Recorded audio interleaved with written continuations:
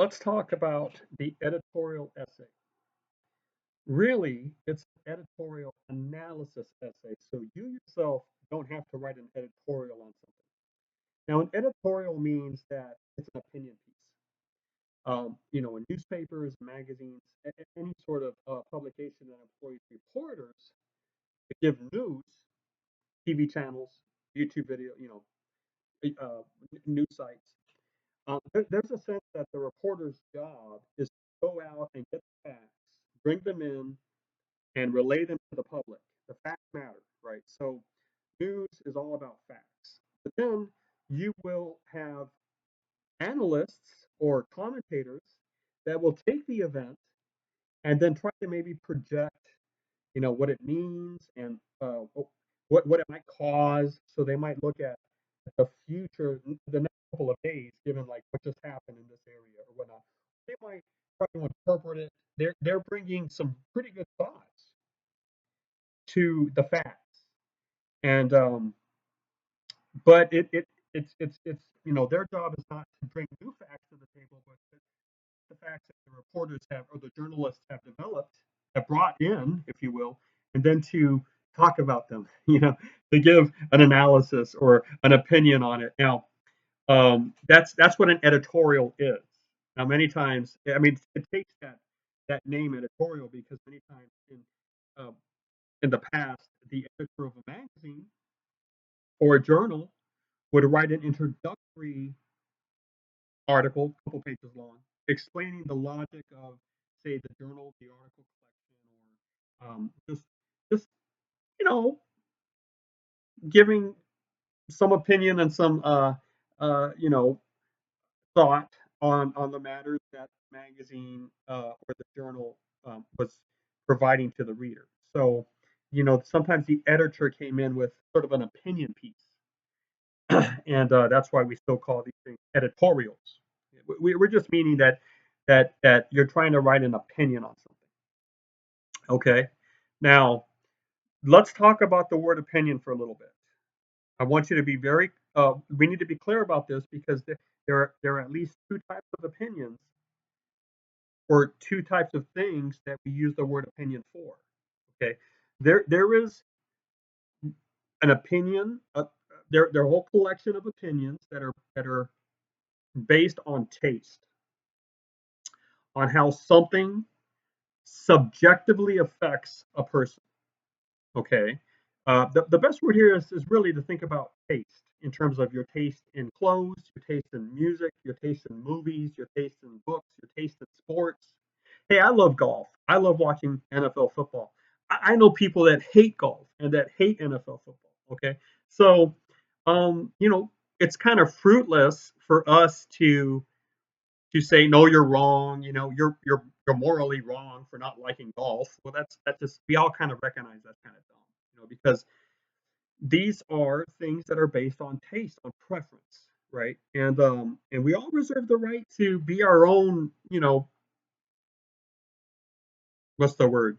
To be our own autocrat when it comes to that. All right. So, your favorite meal, your favorite restaurant, the type of people you're attracted to, you know, we can often refer to these things as opinion, and my opinion is that this movie is great, or whatever, and the movie might bore you to death, So there are elements out there that really are connected to us as humans because of how we respond to them and some with our emotions or with our psyche, our psychology, our intuition.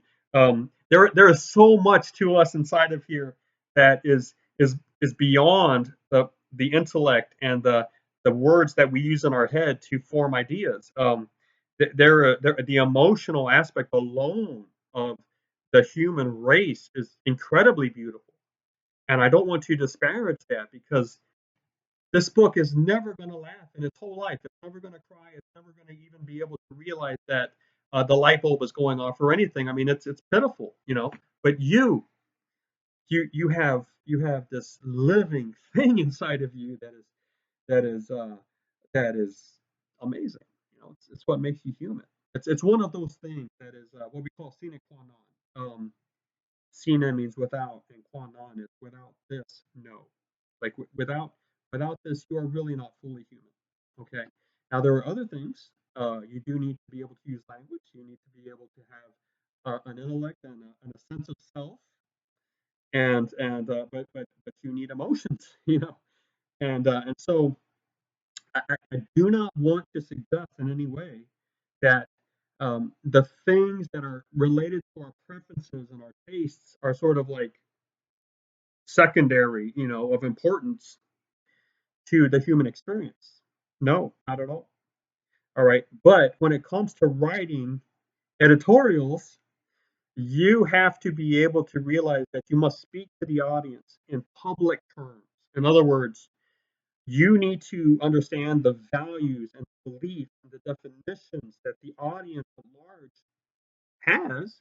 And then you need to be able to look at the issues and to say, well, given our current beliefs and the way we are defining things, this is a better option, So now it's not math, right? I mean, when you go 2 plus 2 plus 2 plus 2 is 8. I mean, you put that down in various different ways, and you can make little piles of strawberries, and I don't know what else. You're always going to get that 2 plus 2 plus 2 plus 2 is 8. You can't really. There's no matter of opinion there. You know what I'm saying? This is not mathematical proof or anything like that, but there is a sense where, given the values and what we call the mores, now that word is spelled like the word more, M-O-R-E, but it's pronounced mores, and it's talking about the the culture agreement of values and of action. It's one of our mores, for example, that you do not, um, you know, uh, that you wash your hands after you touch certain things, or you say thank you and please, or you often start a conversation with chit chat, like how's the weather or how you doing. You know, you don't just walk up to somebody and just jump right into that core question. Without some sort of introduction, right? That's even that is a type of moray that the culture has. Now, so there are things that the culture believes. Now, those things can shift over time, but the shifting usually takes 30 years, 50 years, 100 years, 200 years. But within the moment, you can look at those values and beliefs and definitions that a culture shares. You can use them to form something to say about an issue that you can actually in your heart believe is the right thing. But you should realize that it may not convince someone like a mathematical equation should convince somebody, because that person might not actually really share the value. The community does, but this person might be an exception, or they might be in a smaller community, and they might not define it that way or view it that way. Um, so take home ownership. Let's just work with an example. For decades, maybe even centuries in America, at least one century, owning a home was a sign of material success, and it was also a sign of a responsible adult that could, at this point, support a family, have children, etc.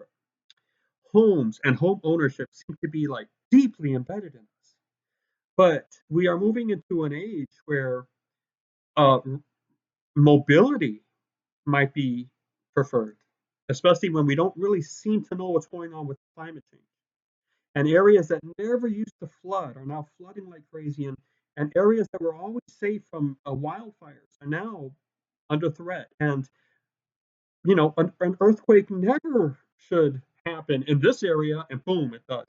Okay, so there does seem to be a sense of maybe we need to be able to move our communities very quickly. Uh, but how are you going to move a community if everyone has land ownership and all of their wealth is tied up into the land? The other thing is, because of the extreme capitalistic nature of the United States, home ownership is getting out of reach for many people. It's just too expensive. So, how might we develop a different type of home that allows people to live in a micro home way that can be moved? So, um, you might be able to express a thought on an issue like whether or not it's own a home with reasons that you think are good for everybody given the current situation.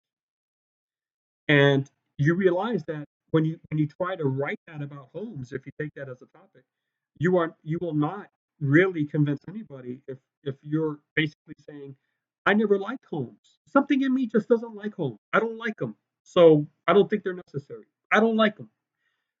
We don't care what you like or not when it comes to this sort of thing. When it comes to an editorial, you need to be able to speak your thoughts given the reasons that people, the community, believe are right reasons. You know, um, because if we allow you to have an authoritative voice based on what you like or don't like personally, then wouldn't that be a slippery slope to having an administrative um, group or a local governing council make rules just because they like it or they don't like it? We need to know the reasons why this new policy is in place and why are those reasons good reasons for the group given the resources and the way we are defining things at the time. So, yes, this is an opinion piece, but this is not based on just personal preferences. It's not based on what has attracted you or what delights you on a psychological level or disgusts you. Instead, it's based on a type of cultural logic that says, look, here's what we value. Here's what we've valued for the last 20 years. Here's how we've looked at this thing. Here's what we've done already that shows we believe in this. So if we believe in it this way, we need to continue on this or stop this or whatnot. So it's a different type of opinion. It's what I call a public discourse opinion. Okay. And this video is going a little bit long, so I'm going to stop it now. I'm going to let you think about it. What I want you to do is I want you to go pick a topic to kind of find online. It could be websites, it could be documentaries, it could be a podcast, it could be YouTube videos, but I want you to find people that are talking about one issue.